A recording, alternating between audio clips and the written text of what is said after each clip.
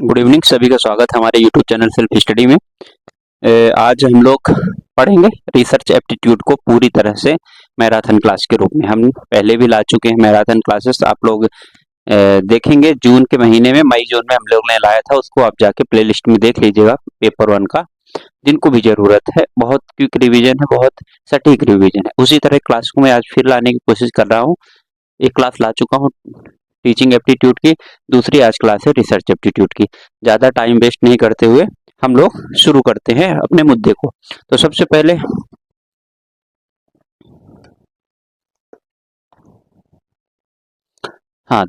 हम लोग कहाँ थे? रिसर्च एप्टीट्यूड को पढ़ना है।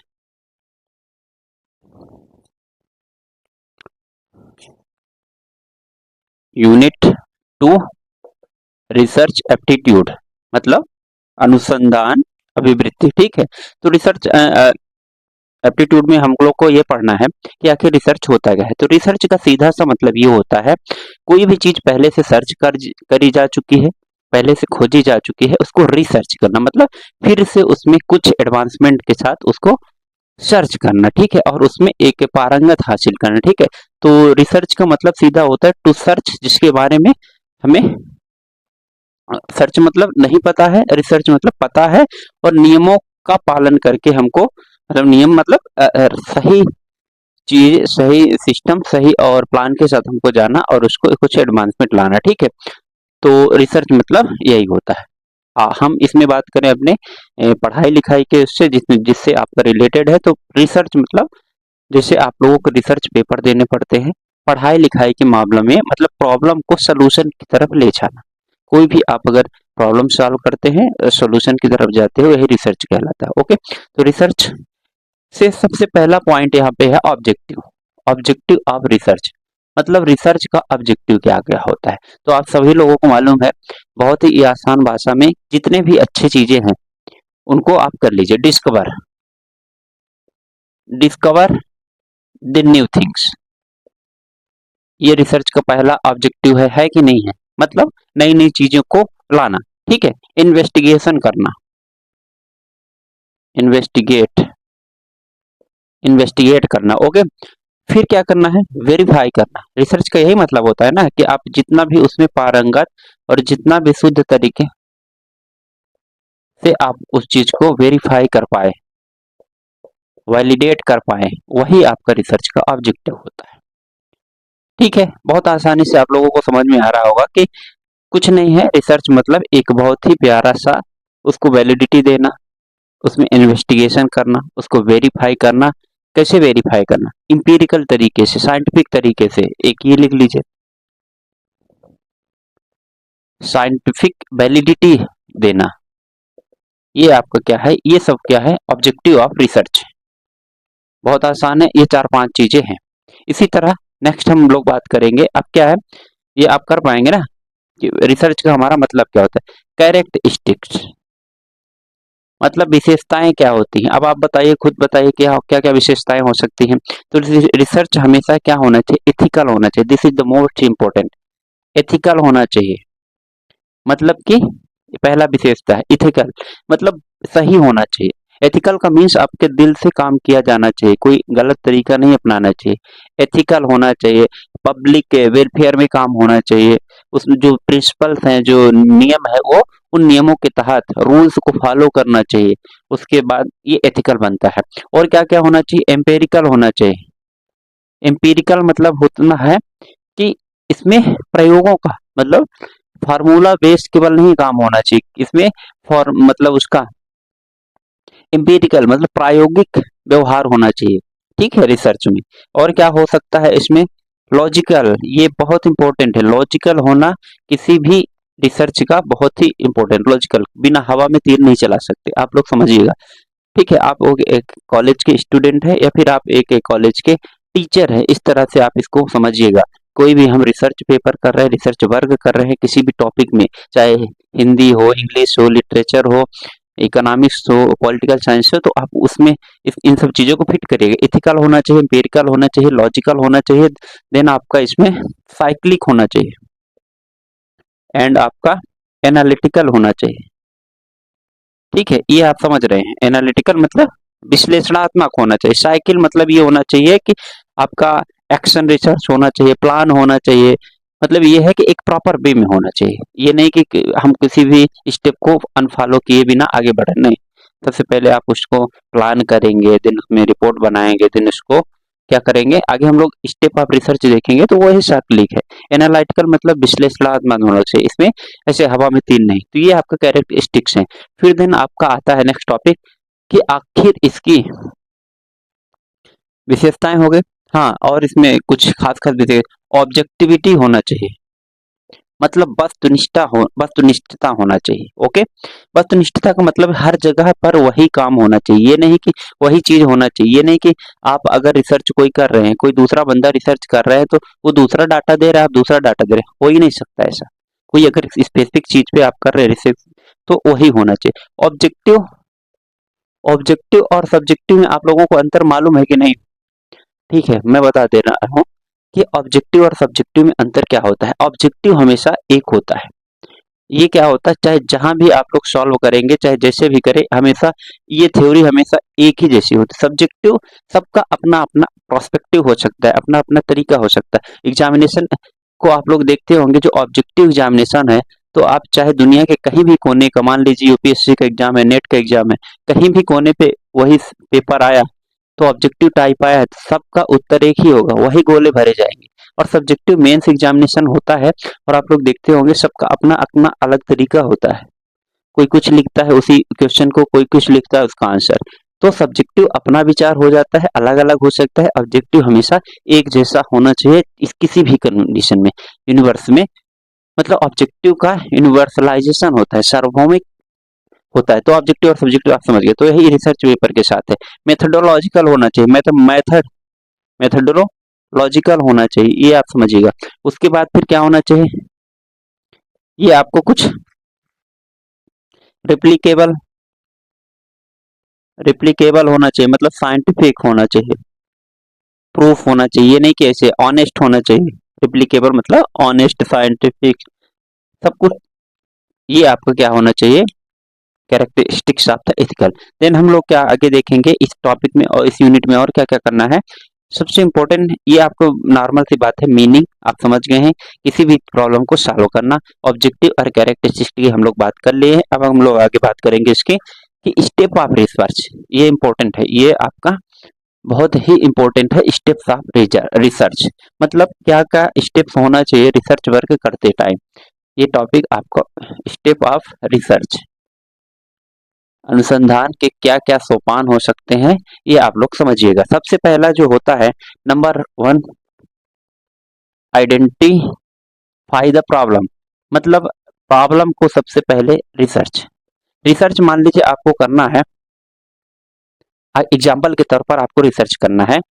एक मैं कॉमन एग्जाम्पल ले रहा हूँ कि आखिर विराट कोहली ऑफ साइड में वाइड जाती हुई बॉल में आउट क्यों हो जाते हैं, इसमें आपको रिसर्च करना है।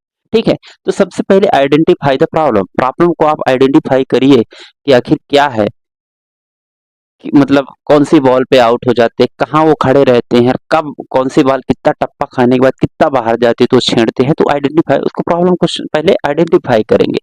देन दूसरा इसका स्टेप है कि लिटरेचर रिव्यू। लिटरेचर रिव्यू इसमें मतलब प्रॉब्लम की पहचान करना। ठीक है, लिटरेचर रिव्यू मतलब साहित्य समीक्षा। इसमें ये मतलब है कि पहले कभी इस तरह के केस में, इसी तरह टॉपिक में पहले क्या कभी साहित्य रिव्यू हो चुका है, मतलब कोई रिसर्च कर चुका है क्या, उसका रिव्यू लेना पड़ेगा। कि कोई और ऐसा खिलाड़ी है जो इस तरह की बॉल पे हमेशा आउट हुआ करता था, तो लिटरेचर रिव्यू लेना पड़ेगा आपको पहले के। ये दूसरा स्टेप है। तीसरा स्टेप आपका है फार्मूलेशन ऑफ हाइपोथेसिस। ये इंपॉर्टेंट है, फार्मूलेशन ऑफ हाइपोथेसिस। इसका मतलब परिकल्पना करिए, परिकल्पना का फार्मूलेशन। अब आप परिकल्पना करिए, मतलब एज्यूम करिए। परिकल्पना मतलब क्या होता है, एक खाका तैयार करना, एक ऐसे सोच करना, जरूरी नहीं है कि सही हो।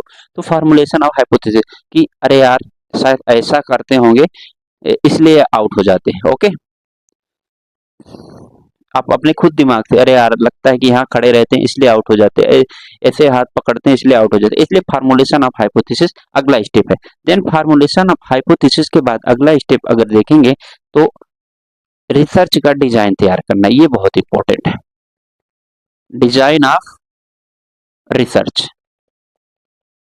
रिसर्च डिजाइन तैयार करना, ये नेक्स्ट स्टेप आपका होना चाहिए। ठीक है, परिकल्पना का फार्मूलेशन करना, डिजाइन ऑफ रिसर्च मतलब डिजाइन तैयार करना किसका, अनुसंधान का, ये आपका नेक्स्ट स्टेप है। फिर इसके बाद डिजाइन ऑफ रिसर्च, प्रिपेयरिंग लिख दीजिए, प्रिपेयरिंग मतलब तैयार करना, ये आपका मेन स्टेप है। फिर उसके बाद अब आप करेंगे क्या, फिर आप डाटा इकट्ठा करना शुरू कर देंगे कि किसी भी चीज का हम रिसर्च कर रहे हैं, किसी भी टॉपिक पे रिसर्च कर रहे हैं, उसका डाटा मतलब कलेक्शन शुरू करिए। फिर डाटा जब कलेक्शन शुरू होगा तभी तो आप एनालिसिस करेंगे ना डाटा का, डाटा एनालिसिस, हिंदी में डाटा का संग्रहण। डेटा एनालिसिस मतलब डाटा का विश्लेषण करना। डाटा का विश्लेषण आप करिए, आप इतनी बार आउट हुए, इतनी बार क्या हुआ, इतनी बार वो हो। अब अगला स्टेप है जनरलाइजेशन एंड इंटरप्रिटेशन। इसका सीधा मतलब है कि आप उसमें सामान्यीकरण करिए और इंटरप्रिटेशन, उसमें चर्चा करिए, उसको कोड थोड़ा थोड़ा तोड़िए, इंटरप्रिटेट करिए, अपने हिसाब से व्याख्या करिए। देन आपका नेक्स्ट स्टेप आपका क्या आएगा, रिपोर्ट राइटिंग। ये इंपॉर्टेंट है, ये आप लास्ट की तरफ आप जा रहे हैं, रिपोर्ट राइटिंग। देन आपका लास्ट एंड वो आएगा कंक्लूजन। ठीक है, ये आपका मोटा मोटा क्या है, स्टेप ऑफ रिसर्च। एक बार मैं फिर से दोहराता हूँ, बहुत अच्छे तरीके से आप देखिए। रिसर्च करने के लिए कौन कौन से स्टेप या फिर पद या फिर सोपान आपको देखने पड़ते हैं, तो identify the problem, then literature review, formulation of hypothesis, preparing design of research, then data collection, data analysis करेंगे, जनरलाइजेशन एंड इंटरप्रिटेशन, देन आपका रिपोर्ट राइटिंग, लास्ट में आपका कंक्लूजन होगा। ये आपका रिसर्च करने का एक प्रॉपर वे होना चाहिए। बहुत सारे बीच में स्टेप आ सकते हैं छोटे मोटे, लेकिन ये आपका मेन खाका है, इसके अंतर्गत ही सारे काम होते हैं। ये आपको समझ में आ गया, इसको आप नोट डाउन या फिर स्क्रीनशॉट ले सकते हैं। देन हम लोग आगे आते हैं कि इस यूनिट में और हमको क्या पढ़ना है। मैं बहुत जल्दी जल्दी करने की कोशिश कर रहा हूँ क्योंकि बहुत जल्दी रिवीजन करना है, आपके पास टाइम कम है, 4-5 दिन बचा है आपको, ज्यादा नहीं, मैं 35-40 मिनट के अंदर ही वादा किया हूँ कि करवाऊंगा तो करवाऊंगा। ठीक है, आपके दिमाग में एक तैयार हो जाएगा रिसर्च के प्रति आपका वो। अब इसमें सबसे इंपॉर्टेंट है इस यूनिट में types, types of research. Okay, अनुसंधान के प्रकार, बहुत सारे टाइप्स है, मैं बोलता जाऊंगा, आप लिखते जाएंगे या फिर सुनते जाइए केवल, बस आपके पास पहले से पढ़े। फंडामेंटल, दूसरा आपका है अप्लाइड, वेट करिए मैं अभी बताता हूँ आपको। ठीक है, अप्लाइड के बाद आपका एक्शन, हिस्टोरिकल, जो छूट जाएगा तो जरूरी नहीं सब मैं बताऊं, लेकिन ज्यादा से ज्यादा बताऊंगा। क्वांटिटेटिव और एक क्वालिटेटिव, यहीं पे हम लोग खत्म करेंगे। ठीक है, डिडक्टिव, इंडक्टिव, ये आपका टाइप है, डिडक्टिव, इंडक्टिव। फिर उसके बाद आपका एक्सपेरिमेंटल, लिखा तो नहीं कहीं, एक्सपेरिमेंटल। राइटिंग भी थोड़ा ठीक ठाक नहीं रहेगी तो भी आप चला लीजिए क्योंकि जल्दी जल्दी हम लोग काम कर रहे हैं। ठीक है, इंपीरिकल, फिर एक आपका,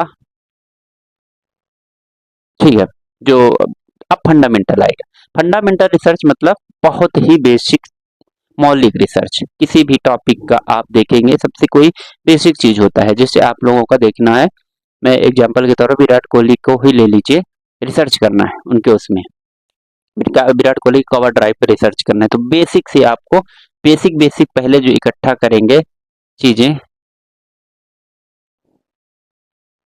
क्रिकेट पे रिसर्च करना है तो क्रिकेट में नॉर्मल ये शाट होता है, कवर ड्राइव ऑफ में होता है, कवर लॉन्ग ऑफ, और इधर पॉइंट के बीच में कवर होता है, ये सब इस तरह की चीजों को फंडामेंटल रिसर्च के दायरे पे रखा जाता है। बहुत बेसिक और बहुत ही मौलिक एकदम से, ठीक है ना, क्रिकेट की बेसिक्स।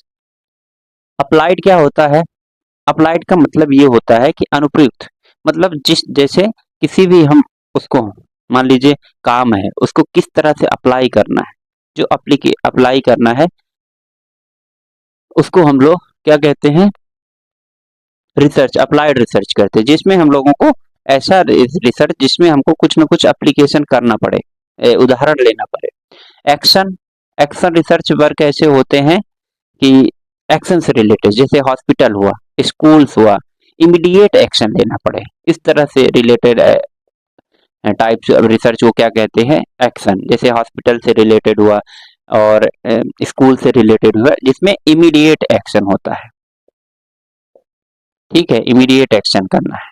अप्लाइड में तो आप लोग जानते होंगे, जैसे फिजिक्स होता है, अप्लाइड होता है, फिजिक्स कंस्ट्रक्शन वर्क हो गया, इस तरह के रिसर्च आपका अप्लाइड में आएगा। हिस्टोरिकल रिसर्च, हिस्ट्री से संबंधित रिसर्च हुआ, किसी इतिहास से संबंधित रिसर्च को हम लोग हिस्टोरिकल रिसर्च कहते हैं। क्वांटिटेटिव रिसर्च और क्वालिटेटिव, जब हम क्वांटिटी की बात करें, मात्रा की बात करें तो क्वांटिटेटिव रिसर्च हुआ, जब हम किसी गुणवत्ता की बात करते हैं, गुणवत्ता की बात करते हैं तो आपका क्वालिटेटिव रिसर्च होता है। बहुत अच्छे से आप लोग इन सब चीजों को समझ रहे होंगे। नंबर्स की जहां बात करें क्वांटिटेटिव और क्वालिटी की जहां बात करें वहां गुणवत्ता। डिडक्टिव रिसर्च और इंडक्टिव रिसर्च, ये इंपॉर्टेंट है। डिडक्टिव रिसर्च हमेशा ऊपर से नीचे की ओर होता है, इंडक्टिव रिसर्च अपना नीचे से ऊपर की ओर होता है। एक ऐसे ये हमेशा कॉम्प्लेक्स टू जनरल होता है, ये हमेशा जनरल टू कॉम्प्लेक्स होता है, ये समझिए। ये कैसा, इसके ये कैसा कॉन्सेप्ट है, ठीक है। तो ये बहुत आता है, डिडक्टिव कॉम्प्लेक्स से जनरल और जनरल टू कॉम्प्लेक्स। कोई भी अगर रिसर्च करना हो तो बड़े अगर बृहद मतलब कोई भी फार्मूला है तो उसका पहले कॉम्प्लेक्स पैटर्न, कॉम्प्लेक्स वाला भाग ले लीजिए, ठीक है, उसके बाद आप जनरल की तरफ जाइए, तो क्या होगा? डिडक्टिव, ये हमेशा ऊपर से नीचे की ओर होता है, मतलब इंडक्टिव क्या होता है? हमेशा सरल से कठिन की ओर होता है। इंडक्टिव हमेशा सरल से कठिन की तरह। मान लीजिए रिसर्च करना है आपको स्कूल के बारे में, स्कूल के बच्चे हैं तो उसमें रिसर्च करना है, तो आप लोग डायरेक्ट नॉर्मल पहले पूछेंगे कितने बच्चे हैं, कैसे हैं, कौन कौन सा खुरापाती है, कौन क्या है, फिर आप एनालिसिस कर पाएंगे, फिर आप डीप जाते जाएंगे। ये क्या है? इंडक्टिव है। डिडक्टिव में पहले आप डीप में जाएंगे, सबसे पहले ही पूछ लेंगे कौन सा बच्चा किस तरह की बेईमानी करता है, किस तरह की खुरापाती करना, फिर आएंगे आपके कितने बच्चे हैं। तो मतलब पहले आप अगर कठिन जा रहे हैं फिर सरल की ओर आए, दैट मीन डिडक्टिव, सिंपल सी बात। इसका उल्टा इंडक्टिव। फिर आपका आता है एक्सपेरिमेंटल, बहुत ही साधारण। एक्सपेरिमेंटल रिसर्च ऐसे आते हैं, साइंस वर्क वाले आप जितने भी रिसर्च करते हैं वो आपका एक्सपेरिमेंटल होता है। इम्पीरिकल, इस इम्पीरिकल ये भी एक्सपेरिमेंटल ही जैसा होता है, मतलब फार्मूला का यूज करके आपका ऑब्जर्वेशन करना या फिर एक्सपेरिमेंट करना। ये आपके कुछ क्या हुए? रिसर्च वर्क हुए। और डिस्क्रिप्टिव हो गया, ऑब्जेक्टिव हो गया। डिस्क्रिप्टिव मीन से जिसमें वर्णनात्मक हो, मतलब पूरा बृहद रूप में, बड़ा डिटेल रूप में आपको रिसर्च करना हो, क्या कहलाता है? डिस्क्रिप्टिव। ये आपके क्या हो गए? रिसर्च के टाइप हो गए। फिर रिसर्च के टाइप्स के बाद आगे अगला टॉपिक हम लोग आते हैं, इसी से जुड़ा हुआ। आप लोग परेशान मत होइएगा, बहुत जल्दी जल्दी में कर रहा हूँ। आप लोग स्पीड को घटा बढ़ा सकते हैं अपने स्वेच्छा अनुसार, अपने जरूरत के हिसाब से, ठीक है। फिर क्या आता है? रिसर्च एथिक्स, ये बहुत इंपॉर्टेंट टॉपिक है, रिसर्च एथिक्स, ठीक है। रिसर्च एथिक्स का मतलब ये होना, सिंपल सी मतलब, क्या गलत है क्या सही है, क्या हमको करना चाहिए क्या नहीं करना चाहिए, अच्छा और बुरा में अंतर कर पाना ही रिसर्च एथिक्स है। मतलब ये क्या है? मतलब हमारे अंदर से जो चीजें आती हैं, मतलब कि सिंपल सा इसका वही है कि जब आप कोई रिसर्च वर्क कर रहे हैं तो क्या गलत है क्या सही है, इसका अगर आपके दिमाग में अंदर आ जाए कि हाँ यार मैं ये चीज ऐसा कर रहे हैं तो ये सही मायना रहेगा या नहीं रहेगा। कुल मिला के ऑनेस्टी को दिखाना, ऑनेस्टी दिखाना, right and wrong, true and false, ये तीन चीजें अगर आ जाए तो रिसर्च एथिक्स कहलाता है। मतलब आपके दिमाग में एक भाव पैदा हो जाए कि ये करना चाहिए कि नहीं करना चाहिए, अगर तो ये सब अगर आप सोचते हैं रिसर्च करने के पहले तो वो रिसर्च एथिक्स है। जो कोई कोई नहीं करता है कि यार इसका परिणाम क्या होगा आई डोंट नो, तो वो रिसर्च एथिक्स के अंतर्गत नहीं आता है, ये रिसर्च एथिक्स। फिर अगला क्वेश्चन आता है सैंपलिंग, ये इंपॉर्टेंट है इस टॉपिक में, रिसर्च में सैंपलिंग। अब आप पता है सैंपलिंग क्या होता है, कोई भीड़ है, कोई आपको सैंपल लेना है, कोई कुछ डाटा बताना है, तो ये आप देखेंगे नहीं कि मान लीजिए एग्जाम्पल के तौर पर एक क्लास में बच्चे हैं आपके कॉलेज में, ठीक है, तो इसमें ये देखना है कि कौन कौन बच्चे होशियार हैं, या फिर कौन किस किस बच्चे को साइंस आती है, या फिर किस बच्चे को मैथ आता है। तो उसमें क्या करना है, आपको 4-5 बच्चे को उठाएंगे, उनसे 2-3 बेसिक क्वेश्चन पूछेंगे, फिर उसके बाद आप लोग को पता चल जाएगा कि 5 में से 2 को आता है, मीन्स कि ठीक है, हम वहीं से सिंपल, मतलब कि कुल मिला के एक बड़ा, उससे आपको 2-4 चीजों को ले लेना, ये सैंपलिंग कहलाता है। ठीक है, ये आप सब selecting the group that you will collect data from the your research, ठीक है ना, मतलब आप समझ रहे हो, सारे लोगों को हम लोग नहीं लेंगे, कुछ स्पेसिफिक 4-5 लोगों को लेके वहां के वो कर लेंगे। सैंपलिंग का सीधा सा मतलब समय और धन की बचत होती है, क्योंकि एक एक को आप लोग नहीं वो कर सकते हैं रिसर्च करने के लिए, डाटा लेने के लिए। आपको मान लीजिए कहीं कोई रिसर्च करना है कि इस अपने देश में कितने लोग हिंदू है, कितने मुसलमान है, कितने सिख हैं, कितने ईसाई हैं, तो आप लोग क्या करेंगे, हर जगह थोड़ी ना जाएंगे, बट एक आप लोगों को कुछ कुछ जगहों का डाटा ले लेंगे, वो आपको समझ में आ जाएगा, इसी हिसाब से चलता है। तो ये सैंपलिंग होगा। सैंपलिंग में इंपॉर्टेंट 2 तरीके की सैंपलिंग होती है। देखिए आप सब लोगों को पता है, जब सैंपलिंग करेंगे तो प्रोबेबिलिटी शब्द जरूर लाएंगे, प्रोबेबिलिटी मतलब प्रायिकता, क्योंकि एकदम से कंफर्मेशन 100% सैंपलिंग होती नहीं है। तो प्रोबेबिलिटी सैंपलिंग होती है, एक नॉन प्रोबेबिलिटी सैंपलिंग होती है। इसका आप लोग थोड़ा सा ये समझिए, इनकी टाइप जो है ये कभी कभी एग्जाम में आता है। तो प्रोबेबिलिटी सैंपलिंग में क्या होता है, रैंडम सिलेक्शन हम लोग करते हैं, गए वहां से कर लिए और अपने हिसाब से प्रायिकता है फिर हिसाब लगा लिया, तो ये आपका क्या है, प्रोबेबिलिटी सैंपलिंग के यहाँ पर प्रोबेबिलिटी सैंपलिंग होती है। नॉन प्रोबेबिलिटी सैंपलिंग में क्या है, तो यहाँ पर हिसाब नहीं लगाते हैं, यहाँ पर हम लोग क्या करते हैं, एक कंडीशन देते हैं, उसके बाद हम लोग हिसाब लगाते हैं। ठीक है, तो इसमें सिंपल रैंडम सैंपलिंग, ठीक है, होता है, जाके आप सीधे कर लिए। ठीक है, क्लस्टर क्लस्टर सैंपलिंग होगा। ठीक है, तीसरा नंबर का आपका होता है सिस्टमैटिक सैंपल। ये आप लोग इसका टाइप बस जान लीजिए, बहुत इंपॉर्टेंट है। प्रोबेबिलिटी और नॉन प्रोबेबिलिटी से आप लोग कर लीजिए। स्ट्रेटिफाइड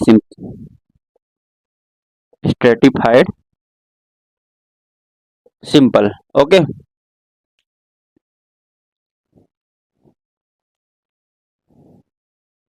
क्लस्टर मतलब आप लोग को पता है ना, क्लस्टर अलग अलग करना, मतलब आपको सिंपल लेना है तो पूरे का छोटा छोटा एक टुकड़ा बना लेंगे, उसी को क्लस्टर कहते हैं। सिस्टमैटिक सिस्टम से स्ट्रेटिफाइड में क्या करते हैं, इसमें जैसे स्मॉल स्ट्रेटिफाइड, देखिए क्लस्टर थोड़ा सा बड़ा होता है, ठीक है, स्ट्रेटिफाइड और इस एकदम स्मॉलर ग्रुप होता है। स्मॉलर ग्रुप में जैसे किसी को सिंपल लेना है, एज में कर लीजिए, उसका जेंडर अलग कर दीजिए, डाटा बना लीजिए, वो आपका स्ट्रेटिफाइड सैंपलिंग है। नॉन सैंपलिंग नॉन नॉन क्या है ये, प्रोबेबिलिटी। नॉन प्रोबेबिलिटी में बहुत इंपॉर्टेंट ये है, इसमें क्राइटेरिया डिसाइड कर देते हैं। इसमें क्या कर देते हैं कि जैसे क्राइटेरिया डिसाइड ऐसे करते हैं कि मान लीजिए कोई मैथ का स्टूडेंट है, वही केवल क्या कर सकता है, गेम्स में पार्टिसिपेट कर सकता है, ये नॉन प्रोबेबिलिटी सैंपलिंग के अंतर्गत आती है। ठीक है, इसमें सुविधा के अनुसार से कन्वेंस कन्वेंस के हिसाब से, मतलब जिसको जो उस हिसाब से सुविधा के अनुसार, मतलब जैसे हमको सिंपल लेना है, ठीक है, तो हमारी सुविधा क्या है कि हम बहुत सरल भाषा में बहुत एक अलग तरीके लोगों को ले, तो मैं बोल दूंगा मैथ जो लिया है वही केवल इसमें हमारे इसमें सिंपल दे, मतलब हम उन्हीं को सेलेक्ट करें। कन्वीनियंस मतलब सुविधा के अनुसार से। ठीक है, जजमेंटल रहेगा, ये रहेगा जजमेंटल ना। जजमेंटल मतलब कि हम पहले से ही जज कर चुके हैं ना कि हम मैथ वाले को ही क्रिकेट खिलाएंगे या फिर गेम्स खिलाएंगे, ऐसा। ठीक है, कोटा सैंपलिंग, ये आपको इसमें क्या रखना है, आपको याद, आपको केवल ये याद रखना है कि इसके टाइप्स इंपॉर्टेंट है। कोटा सैंपलिंग जैसे हम लोग देखते हैं कि मान लीजिए कोटा सैंपलिंग के एग्जांपल ले कि एक ग्रुप है, मान लीजिए 14 से लेकर 20 साल तक ग्रुप है जो सिगरेट पीता है, ये एक कोटा सैंपलिंग है, मतलब एक ग्रुप डिवाइड कर दिया जाता है अपने हिसाब से जजमेंटल होके, ठीक है। Snowball snowball sampling, snowball sampling आप समझ रहे हैं, मतलब एक लुभाने वाला प्रोसेस। जैसे आप सैंपलिंग में क्या करते हैं, मान लीजिए रिसर्च, एक आप एग्जामिनेशन की अगर तैयारी कर रहे हैं ना, वो किसी न किसी के लिए वो रिसर्च हो सकता है। वो व्यक्ति रिसर्च कर रहा है कि कितने लोग टैलेंटेड है, कितने लोग छाट के आ सकते हैं। एग्जाम्पल के तौर पर 1000 लोगों का एग्जामिनेशन लेते हैं, 1000 एग्जामिनेशन में आपने क्या किया, 500 लोगों का मेंस निकाला, 500 लोगों का मेंस निकाला, उसके बाद मेंस में जो आप क्या किए, 300 लोगों को इंटरव्यू दिलाए, और इंटरव्यू जब दिलवाए 300 में से उनमें आपने 100 लोगों को सेलेक्ट कर लिया। ये आपका स्नोबॉल सैंपलिंग हुआ, ये रिसर्च का सिंपल है। तो उससे ये आपको पता चला कि हाँ, इतने लोगों में से लगभग 1000 लोगों में से 100 लोग ही क्या है, आप रिसर्च बनने के काबिल हैं, लायक हैं, तो आपका स्नोबॉल सैंपलिंग हो गया। ओके, तो इस तरह से होती है सैंपलिंग। देन सैंपलिंग के बाद अगला टॉपिक इसमें आता है कौन सा, बहुत इंपॉर्टेंट है, हाइपोथेसिस। इतना तो आपको क्लियर ही हो गया होगा ना, टाइप वाइज। अब हाइपोथेसिस में आते हैं। हाइपोथेसिस का ये मतलब सिंपल सा होता है, परिकल्पना करना। परिकल्पना मतलब कि जिसको कहते हैं ख्याली पुलाव, ठीक है। परिकल्पना करना जरूरी नहीं कि वो सही हो, जिसको कहते हैं शक, जिसको कहते हैं आ, आसार लगाना, ठीक है। हाइपोथेसिस, हाइपोथेसिस क्या कहते हैं इसको, परिकल्पना, ठीक है। परिकल्पना का सीधा सा मतलब यही होता है, आप लोगों को मालूम है कि यह एक सेंटेंस होता है, कथन होता है, और शोध प्रश्न में प्रस्तुत किया जाता है, रिसर्च के दौरान हम लोग करते हैं। हाइपोथेसिस हम लोगों ने स्टेप में देखा था ना, एक अनुमान लगाना होता है। जैसे मान लीजिए कोई भी आप रिसर्च करने जाएंगे तो अनुमान लगाना ही पड़ेगा, हाँ भाई ऐसा करेंगे तो ऐसा होगा, ऐसा करेंगे तो ऐसा हो जाए, तो वही चीज है हाइपोथेसिस, ठीक है। तो सिंपल से यही बात है ना, एक्सपेक्ट करना, रिजल्ट की उम्मीद करना। हाइपोथेसिस एक तरह से क्या होता है, धारणा होता है या फिर एजम्पशंस होता है। एग्जाम्पल के तौर पर ए बी सी 3 मित्र हैं, उन्होंने क्या दिया, आइडिया दिया, ठीक है। किसके लिए, 3 मित्र हैं, किसी एग्जामिनेशन की तैयारी कर रहे हैं, उन्होंने आइडिया दिया कि ऐसा ऐसा करेंगे तो हमारा रिजल्ट बेहतर आएगा। अब सबका, तीनों लोगों का आइडिया ले लिया गया, और इसमें देखा जाएगा विच वन, किसका आइडिया सबसे बेहतरीन है जो हमें रिजल्ट की ओर ले जाता है, ये इंपॉर्टेंट है। बाकी देंगे तो तीनों लोग ना, लेकिन इन तीनों में से छांट के जिसका बेहतर होगा उसके, उसका हम मानेंगे, वो फिर आपका रियल हो जाएगा, वो एजम्पशन नहीं रहेगा, ठीक है। खुद सिचुएशन रखते हैं कि अरे यार ऐसे से होगा तो ऐसा, ऐसे से होगा ऐसा, उल्टा सीधा सब करके देख लेते हैं, ठीक है। तो परिकल्पना या फिर हाइपोथेसिस आप समझ गए। नेचर कैसा होता है, नेचर ऑफ हाइपोथेसिस बहुत आसान है आपको बताना, क्योंकि आप समझ गए नेचर। इसमें एजम्पशन होता है, सिंपल सी बात होता है। वर्बल होता है, मतलब मौखिक होता है। नॉन वर्बल भी हो सकता है भाई साहब। उसके बाद फिर और क्या हो सकता है, इसमें कॉन्सेप्चुअल होता है। ऐसा नहीं है कि केवल हवा में तीर चलाना, दिमाग लगाना पड़ता है। कॉन्सेप्चुअल होता है, इंपीरिकल होता है कि नहीं होता है, होता है। इंपीरिकल भी होता है, मतलब प्रायोगिक भी होता है। नॉट स्पेसिफिकाइड नॉट जनरल, ना ही बहुत स्पेसिफिक होता है, नॉट जनरल, ठीक है। नो स्पेसिफिक नो जनरल, ये इसकी बहुत नेचर है, प्रकृति है। कभी एग्जामिनेशन में आ जाए तो आप लोग इससे, डिक्लेरेटिव होता है, घोषणा करने वाला होता है, ये इंपॉर्टेंट है, डिक्लेरेटिव, ये आपका क्या है, नेचर होता है। देन आपका हाइपोथेसिस में आगे हम लोग बात करेंगे किसका, 2 तरह के हाइपोथेसिस होते हैं जो हमारे एग्जामिनेशन के लिए काफी इंपॉर्टेंट है, आप लोग जानते हैं। एक होता है आपका नल हाइपोथेसिस, एक होता है आपका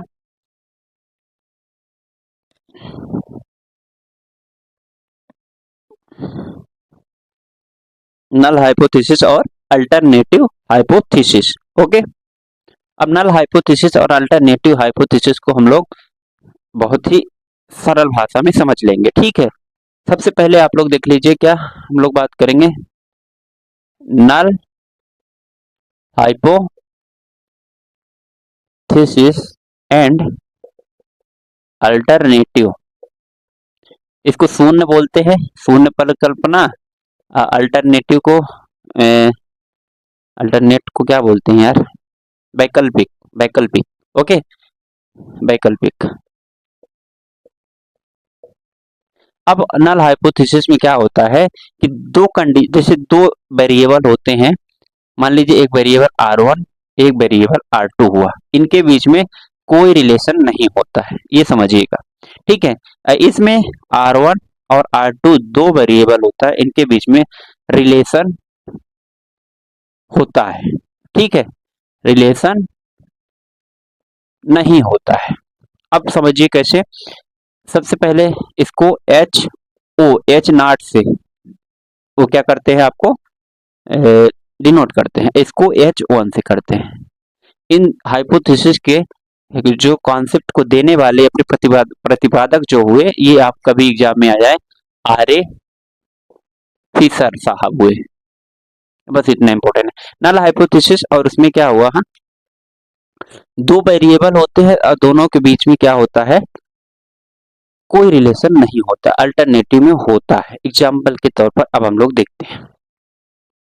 एग्जाम्पल एक समझिएगा बहुत अच्छे तरीके से। ठीक है, एग्जाम्पल मान लीजिए क्या है,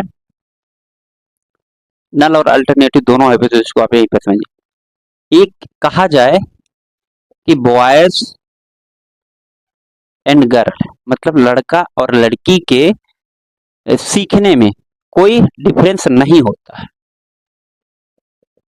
कोई अंतर नहीं होता है। ठीक है, किसमें, बॉयज एंड गर्ल्स के सीखने में, मतलब कोई भी चीज हो, चाहे पढ़ाई हो चाहे जो भी, सीखने में कोई अंतर नहीं होता है। यहाँ पर क्या कह दिया, नहीं होता है, कोई अंतर नहीं होता, मतलब क्या कह रहा है, ये दोनों आपस में वेरिएबल एक दूसरे संबंधित नहीं है, कोई अंतर नहीं है। इसका मतलब ये क्या हो गया, नल।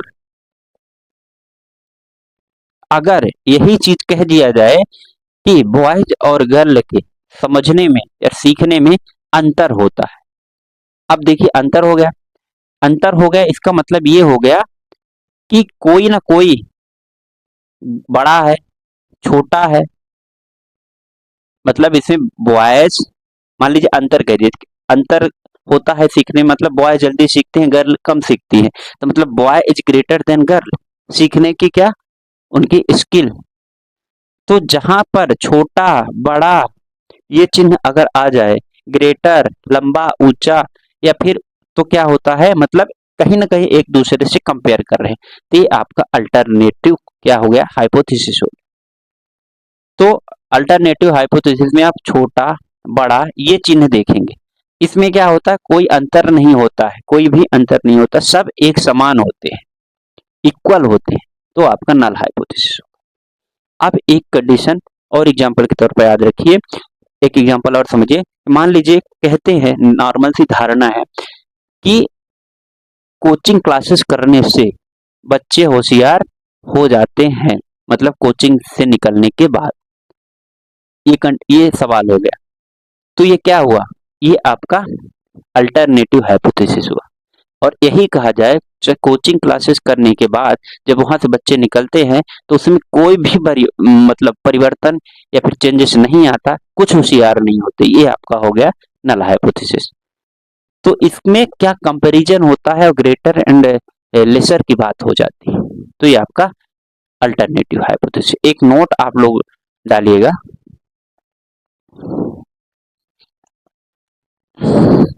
ये थोड़ा, ये नया चीज है, पढ़ने में कम शायद समझ में आएगा, लेकिन डालिएगा नोट। इसमें यह है कि हमने अगर नल हाइपोथेसिस को क्या कर दिया, रिजेक्ट कर दिया, मतलब अगर हमने नल हाइपोथेसिस को रिजेक्ट कर दिया तो क्या होगा, वो अल्टरनेटिव हाइपोथेसिस होगा।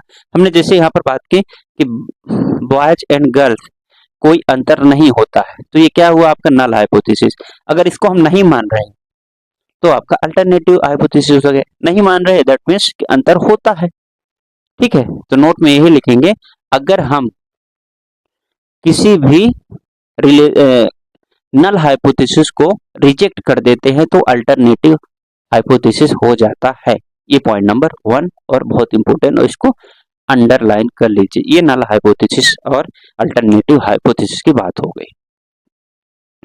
फिर अगला टर्म आता है कि अब ये हाइपोथेसिस हो गया, और क्या है इस यूनिट में? इस यूनिट में है हाइपोथेसिस के दो एरर होते हैं। हाइपोथेसिस के एरर होते हैं, टाइप होते हैं ना, टाइप। दो टाइप के होते हैं, एक को कहते हैं अल्फा, एक को कहते हैं बीटा। अल्फा और beta hypothesis, type 1 alpha, type 2 beta. ठीक है। अब जब फॉल्स पॉजिटिव हो, ठीक है, फॉल्स पॉजिटिव मतलब सही नल हाइपोथेसिस को जब हम रिजेक्ट कर देते हैं, फॉल्स पॉजिटिव नल को हम रिजेक्ट कर देते हैं तो ये क्या बन जाता है? अल्टरनेटिव। दूसरा बीटा, इसमें क्या है कि फॉल्स निगेटिव, ये इसको याद रखना है, फॉल्स पॉजिटिव, फॉल्स निगेटिव मतलब गलत सकारात्मक, गलत नकारात्मक। ठीक है। तो इस क्या होता है, जब हम नल हाइपोथेसिस को या जो गलत था उसे रिजेक्ट नहीं कर पाते हैं, इसमें रिजेक्ट, जब हम नल हाइपोथेसिस जो गलत था रिजेक्ट नहीं कर पाते, तब क्या कहलाता है? ये आपका बीटा, बीटा टाइप का एरर कहलाता है। इसको पूरा लिखिए, जब हम नल हाइपोथेसिस को गलत, जो गलत था, रिजेक्ट नहीं कर पाते हैं तो फॉल्स निगेटिव होता है। इसमें क्या है, अल्फा में क्या होता है, जब नल हाइपोथेसिस को हम रिजेक्ट कर पाते हैं। ठीक है। जब फॉल्स पॉजिटिव मतलब सही को क्या कर पाते हैं, नल हाइपोथेसिस को हम रिजेक्ट कर पाते हैं, तो ये क्या होता है? अल्टरनेटिव अल्फा हो जाता है। बस इतना आपको टर्म याद रखना है। कुछ अब इसमें इंपॉर्टेंट आपके टर्म्स है जो आपको बेसिक अंतर पता होना चाहिए, कभी एग्जामिनेशन में आ जाए तो आप लोग उसको कर पाएंगे। जैसे सबको आपको पता है पेपर प्रेजेंटेशन क्या होता है, शोध, शोध पेपर प्रेजेंटेशन। ठीक है। शोध सॉरी, शोध प्रसारण क्या होता है? तो शोध प्रसारण यही होता है कि जब कोई आप रिसर्च वर्क पेपर में लिख के किसी भी एग्जाम मैगजीन में, किसी भी न्यूज़पेपर में आप प्रसारित करते हैं, पब्लिश करते हैं, तो क्या होता है? ये आपका पेपर प्रेजेंटेशन, शोध प्रसारण। कहाँ पे करते हैं? मैगजीन, न्यूज़पेपर में। ठीक है। पेपर प्रेजेंटेशन के बाद आता है आर्टिकल राइटिंग। आर्टिकल राइटिंग, ठीक है। आर्टिकल राइटिंग आप लोग को पता है, किसी क्या है विशेष विषय पे, स्पेसिफिक विषय सब्जेक्ट पे क्या करते हैं आप, जब आर्टिकल लिखते हैं और उसको न्यूज़पेपर वगैरह में छपवाते हैं तो आप क्या कहलाता है? वो विशेष विशेष, अरे यार क्या, आर्टिकल राइटिंग कहलाता है, मतलब विशेष विषय पर। इसके 4 प्रकार होते हैं, 3-4 प्रकार से ये किया जाता है। जैसे परसुएसिव हो गया, किसी को परसुएट करना मतलब अपने हिसाब से उसको अपनी बातों में फंसाना, फंसाना मीन्स कि प्रभावित कर देना, कुल मिलकर परसुएसिव होता है। नैरेटिव हो, नैरेटिव क्रिएट करना, नैरेटिव होता है ये आर्टिकल राइटिंग। नैरेटिव हो सकता है, परसुएसिव हो सकता है, और क्या हो सकता है? डिस्क्रिप्टिव हो सकता है,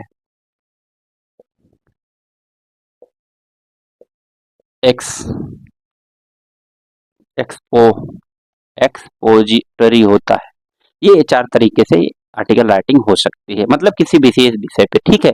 देन आपका आता है संगोष्ठी, इसको कहते हैं सिंपो सिंपोजियम। अब संगोष्ठी क्या होती है? संगोष्ठी का सीधा मतलब है विशेष विषय पर, ये भी विशेष विषय पे ही चर्चा होती है लेकिन शॉर्ट फॉर्मेट, शॉर्ट लेख है, ठीक है, लघु लेख जिसे कहा जाता है, मतलब संक्षिप्त में एकदम से लिखा जाता है। ये भी आर्टिकल राइटिंग से छोटा छोटा होता है, लघु लेख होता है। संगोष्ठी के बाद फिर और क्या आता है? संवर्धन। संवर्धन, इसको क्या कहते हैं? कोलोक्वियम। कोलोक्वियम, कोलोक्वियम क्या होता है? तो कोलोक्वियम ये मेनली ये इंपॉर्टेंट है, बहुत इंपॉर्टेंट है, क्योंकि ये मेनली शैक्षिक, ये एक तरह की शैक्षिक सभा होती है। कुल मिला के इसमें एजुकेशन की बात की जाती है और उसमें ही चर्चा की जाती है। इसमें उससे रिलेटेड शोध या फिर कुछ राइटिंग्स होते हैं, इसका आप क्वेश्चन पूछे जाते हैं, उसका आंसर दिया जाता है। तो कोलोक्वियम क्या है? ये एजुकेशन से रिलेटेड है। फिर क्या है? आपको सही जोड़ी मिलाने को आ सकता है, इसलिए मैं बता रहा हूँ बेसिक अंतर, ठीक है। कॉन्फ्रेंस मतलब सभा, ये कुछ भी हो सकता है, एजुकेशनल हो सकता है, कॉमर्शियल होता है, टेक्निकल हो सकता है, इसमें सभी लोग आते हैं। इसमें भी क्वेश्चन एंड आंसर का पूछे जाते हैं, पहले लोग प्रेजेंटेशन करते हैं, उसके बाद क्वेश्चन आंसर पूछे जाते हैं। ये सब तरीके से हो सकता है, एजुकेशनल हो भी। Seminar, seminar seminar webinar. Seminar क्या होता है एक्चुअली? सेमिनार में भी ये भी एक एकेडमिक से ही जुड़ा होता है, जैसे यूनिवर्सिटीज में हो गया, कॉलेजेस में हो गया। तो क्या होता है?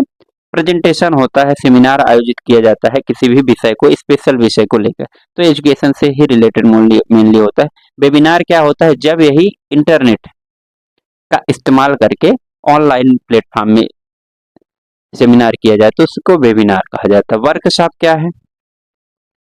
वर्कशॉप जिसमें हमेशा स्किल स्किल डेवलपमेंट की बात की जाए तो हमेशा उसको क्या कहते हैं?